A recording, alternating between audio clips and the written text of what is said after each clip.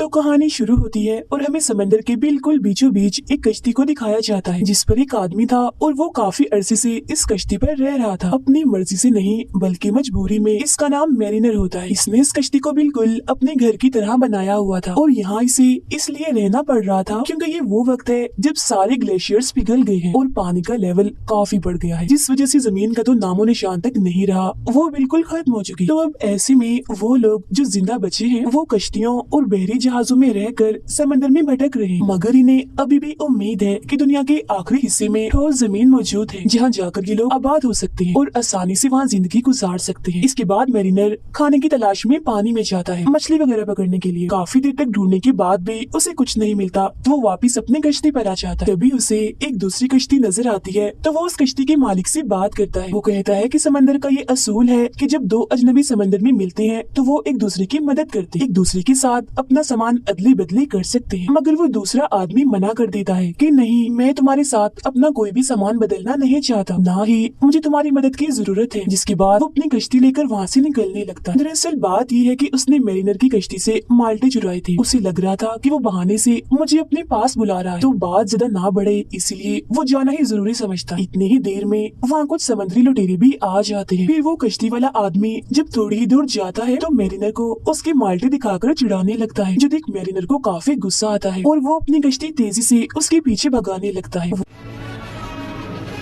वो उस आदमी की कश्ती पर हमला करके उसे तहस नहस कर देता है और खुद यहाँ से चला जाता है। जिसके बाद समुद्री लुटेरे भी उस आदमी के काफी करीब आ गई थी। वो उस पर हमला करके जान से ही मार डालते हैं। इसके बाद मैरिनर समंदर में मौजूद एक कबीले के पास जाता है जहाँ वो इस कबीले को दरअसल अपना सामान बेचने आया था, मगर वो लोग इसका सामान खरीदने से मना कर देते क्योंकि उसके सामान में काम का कुछ नहीं था, सब बेकार था। जिसके बाद वो उन लोगों को एक बड़ी सी बोतल में रख के मिट्टी दिखाता है, जो देखने के बाद कबीले का सरदार उसे अंदर आने का कहता है। असल में हर जगह पानी होने की वजह से मिट्टी काफी महंगे दामों बिक सकती और मिट्टी की मांग भी बहुत ज्यादा थी क्योंकि उसमें अनाज उगाया जा सकता है। उस मिट्टी की कीमत लगाई जाती है तो वो लोग मैरिनर को उसके बदले 4 सिक्के देने की बात करते हैं, मगर मिट्टी क्योंकि बहुत नायाब थी इसलिए मैरिनर उसके लिए 8 सिक्के मांगता है, जिस पर वो लोग मान भी जाते हैं और उसे सिक्के दे दिए जाते हैं। जिन पैसों को लेकर वो वहीं बनी एक दुकान पर जाता है सामान खरीदने के लिए, मगर हम देखते हैं कि वो दुकान तो बिल्कुल भी नहीं लग रही थी क्योंकि वहाँ खरीदने के लिए चंद चीजों के अलावा और कुछ नहीं था। मैरिनर वहाँ से कुछ पानी और टमाटर का पौधा खरीदता है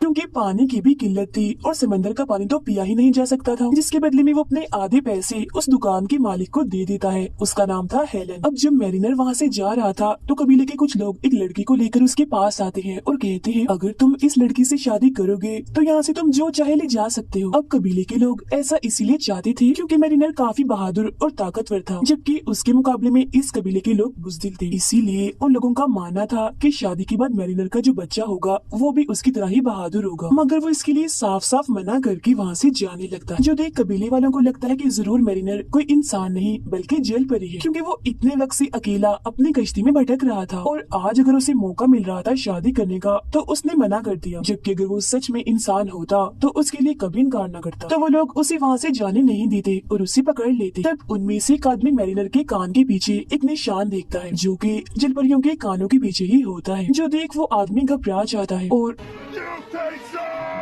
उसे पानी में फेंक देता है। जिसके बाद वो लोग उसे पानी से निकालकर एक पिंजरे में कैद कर देते हैं। वो लोग अब उसे पानी में डुबोकर मारने का सोचते हैं क्योंकि ये लोग किसी भी इंसान को मारने के बाद उसके जिस्म को खाद के तौर पर इस्तेमाल करते थे और मैरिनर को मारने के बाद उसके जिस्म के साथ भी वो यही करने वाले थे। मगर इससे पहले वो ऐसा करते कुछ समुद्री लुटेरे इनके कबीले पर हमला कर देते हैं। तब हड़बड़ी में सब लोग इधर उधर भागने लगते। अब ये कोई मामूली लुटेरे नहीं थे बल्कि काफी खतरनाक और अमीर थे क्योंकि इनके पास काफी बड़े बड़े और महंगे हथियार थे।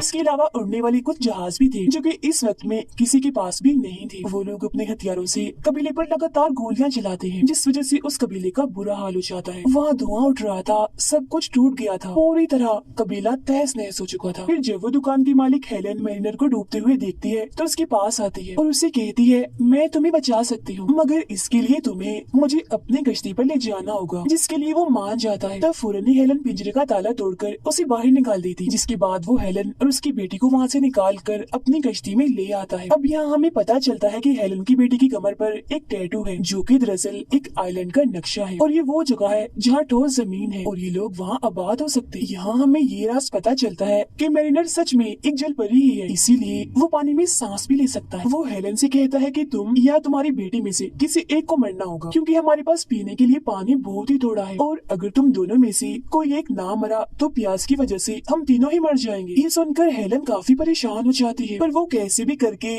मैरिनर को मना लेती है खुद को और अपनी बेटी को जिंदा रखने के लिए। इसके बाद हम खतरनाक लुटेरों के सरदार को देखते हैं जो एक आंख से अंधा था लेकिन काफी गुस्से वाला था। वो अपने लोगों से कहता है कि कैसे भी करके मुझे वो बच्ची चाहिए जिसकी पेट पर वो नक्शा है। जिसके बाद वो अपने सभी साथियों को ढेर सारी सिगरेट्स देकर मजे करने को कहता है। उनके साथ साथ वो खुद भी इंजॉय कर रहा था लेकिन तभी एक बूढ़ा आदमी आकर उसे कहता है सरदार जहाज का तेल कुछ ही दिनों में खत्म हो जाएगा। जो सुन सरदार गुस्से से भर जाता है। अब यहाँ हमें पता चलता है कि वो अंधा होने के साथ साथ थोड़ा पागल भी है क्योंकि जो उसका दिल चाहता था वो करता था फिर चाहे उसका अंजाम कुछ भी हो। इधर भी वो कुछ ऐसे करने लगता है। वो माचिस की तीली से अपनी सिगरेट जलाकर ऑयल के टैंकर में फेंकने वाला था मगर इससे पहले टैंकर में आग लगती उसका जहाज तबाह होता एक आदमी उस तीली को पकड़ लेता है और उसे बुझाकर जहाज तबाह होने से बचा लेता है। और इसके बाद सरदार अपनी आर्मी को उस टैटू वाली बच्ची को पकड़ने के लिए भेजता है। उधर मैरिनर अपनी कश्ती में हेलन और उसकी बेटी को ले जा रहा था मगर तभी वहाँ सरदार की आर्मी आकर हवाई जहाज से उन पर हमला कर देती है।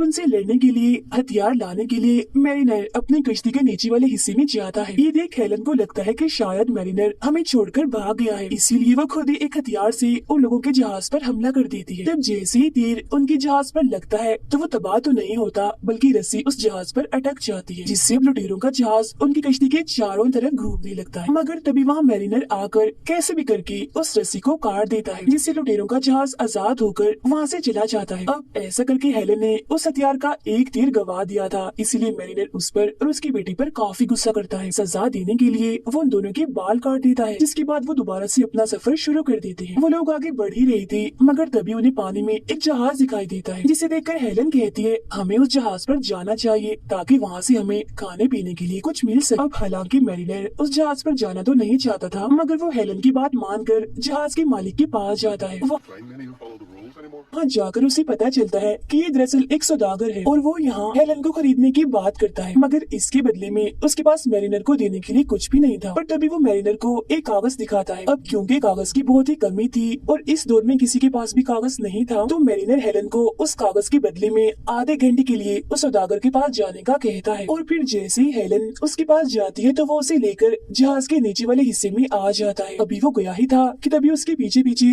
मैरिनर भी आ जाता है और उसे कहता है बस तुम्हारा टाइम खत्म हुआ। मगर क्योंकि अभी तो 5 मिनट भी नहीं हुए थे इसीलिए उस सौदागर का दिमाग खराब हो जाता है। वो एक चाकू लेकर मैरिनर पर हमला कर देता है लेकिन क्योंकि मैरिनर उससे कई ज्यादा ताकतवर था इसीलिए वो उल्टा उसी के चाकू से उसे मार देता है। अब मैरिनर जानता था कि हेलन और उसकी बेटी काफी भूखी है इसीलिए वो पानी में कूदता है और एक काफी बड़ी मछली पकड़कर लाता है जिसके बाद वो लोग पेट भर के खाना खाते हैं। अब जैसे जैसे वक्त गुजर रहा था मैरिनर और हेलन की दोस्ती बढ़ रही थी जहाँ अब वो दोनों काफी अच्छे दोस्त बन चुके थे, इसीलिए वो हेलन की बेटी को तैरना भी सिखाता है। अब जहाँ पहले वो उन दोनों को पसंद नहीं करता था अब वो तीनों एक दूसरे के दोस्त थे। अब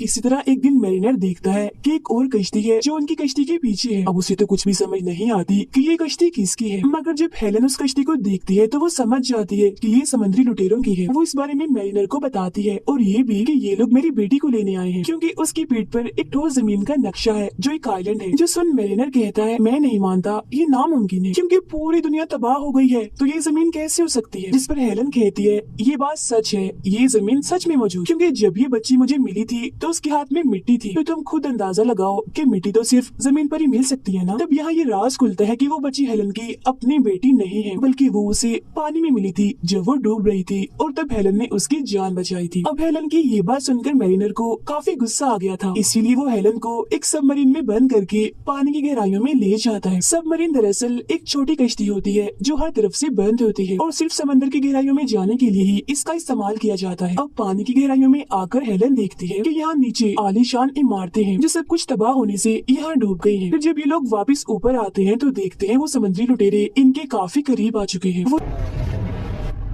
वो इनकी कश्ती पर आकर दोनों को पकड़ लेते हैं। सरदार इनसे पूछता है वो बच्ची कहाँ है जो तुम्हारे साथ थी। अब क्योंकि सच में वो बच्ची के बारे में कुछ नहीं जानते थे, इसलिए वो कहते हैं हमें नहीं पता इस बात। ये सुनकर सरदार को गुस्सा आ जाता है, इसीलिए वो उन दोनों को मारने का हुक्म दे देता है। अब हम बच्ची को देखते हैं जो और कहीं नहीं बल्कि इसी कश्ती के नीचे छुपी हुई थी। वो उन दोनों को मारने वाली बात सुनकर ऊपर आ जाती है, जिसे देखकर सरदार फौरन ही उसे पकड़ लेता है। अब उससे बच्ची भी मिल गई थी, मगर अभी भी वो अपनी बात पर कायम रहता है, यानी वो मैरिनर और हेलन को फौरन मारने का कहता है। मगर इससे पहले वो लोग इनके साथ कुछ करते, मैरिनर हेलन को लेकर पानी में कूद जाता है। वो लोग उन पर गोलियां भी चलाते हैं, मगर वो कैसे भी करके बच जाते हैं।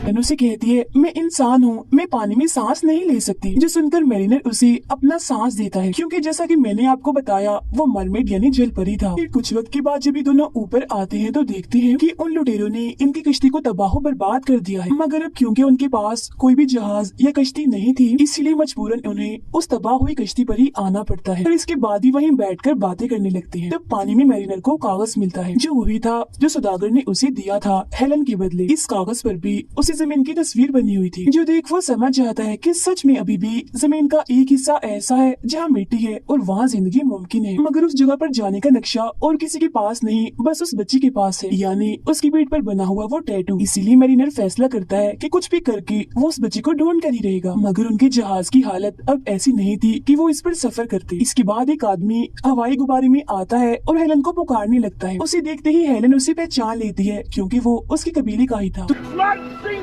तो अब वो उन दोनों को अपने गुब्बारे में बिठा लेता है, जिसके बाद वो उन लुटेरों को ढूंढने के लिए निकल जाते। काफी देर ढूंढने के बाद मैरिनर को उन लुटेरों का जहाज मिल जाता है, जहाँ वो छुपते छुपाते उस जहाज में चढ़ जाता है। जिसके बाद वो सरदार के सामने जाता है और कहता है कि उस बच्ची को हमारे हवाले कर दो, मगर वो बच्ची देने से साफ साफ मना कर देता है। अब इनकार सुनकर मैरिनर अपने साथ लाया हुआ बॉम्ब वहाँ पड़े तेल के टैंकर में डाल देता है, जिस वजह से वहाँ काफी बड़ा धमाका हो जाता है और काफी सारे लुटेरे मारे जाते हैं। इसके बाद मैरिनर बच्ची को ढूंढने लगता है, मगर सरदार बच्ची को लेकर एक हवाई जहाज में बैठकर वहाँ से जाने लगता है। मगर इससे पहले वो बच्ची को वहाँ से लेकर जा पाता, मैरिनर सिर्फ अपने हाथ से हमला करके जहाज रोक देता है, जिससे अब उसका जहाज भी तबाह हो गया था। तभी यहाँ गुब्बारे में बैठा आदमी और हेलन यहाँ पर आ जाते हैं और रस्सी के सहारे मैरिनर और बच्ची को ऊपर खींच लेते हैं। तो वो लोग देखते हैं कि लुटेरों के जहाज में एक काफी बड़ा धमाका हो गया है, जिससे बचे हुए सारे लुटेरे भी अब मारे जाते हैं। तभी हम देखते हैं कि लुटेरों का सरदार अभी मरा नहीं है, बल्कि वो अभी जिंदा है, जो मैरिनर पर गोली चलाता है। अब वो गोली मैरिनर को तो नहीं लगती, मगर हड़बड़ी में बच्ची उस गुब्बारे से गिर जाती है। अब बच्ची को पकड़ने के लिए मैरिनर अपनी 3 कश्तियों को भेजता है, मगर इससे पहले वो बच्ची को पकड़ पाते ठीक वक्त पर रस्सी के सहारे लटक कर मैरिनर उसे बचा लेता है, जिसके बाद तीनों कश्तियाँ एक दूसरे के साथ टकराकर तबाह हो जाती हैं और आखिरकार उनकी भी मौत हो जाती है। एक कश्ती पर सरदार भी था, तो अब उसका भी खेल खत्म हो गया। इसके बाद हम देखते हैं कि हेलन के साथी को नक्शा दिखने आता था। वो बच्ची की पीठ पर नक्शे के जरिए उस जगह पर पहुंच जाते हैं जहाँ जमीन है। वो लोग यहाँ आकर बहुत खुश हो जाते हैं। उन्हें यहाँ एक झोपड़ी भी मिलती है, जिसके अंदर जैसे वो जाते हैं तो उन्हें यहाँ 2 कंकाल इन्हें ढांचे मिलते हैं, जो और किसी के नहीं बच्ची के माँ बाप के थे, क्योंकि ये झोपड़ी उसी की थी। यहाँ वो टैटू वाला हथियार भी था, जिसकी मदद से उसके माँ बाप ने बच्ची की पीठ पर टैटू बनाया। इसके बाद मैरिनर इन तीनों को वहीं छोड़कर अपनी कश्ती लेकर पानी में चला जाता है, क्योंकि अब उसे पानी में रहना ही पसंद था। जिसके बाद हेलन और वो बच्ची उसे जाता हुआ देखते हैं और इसी के साथ ही फिल्म यहीं पर खत्म हो जाती है।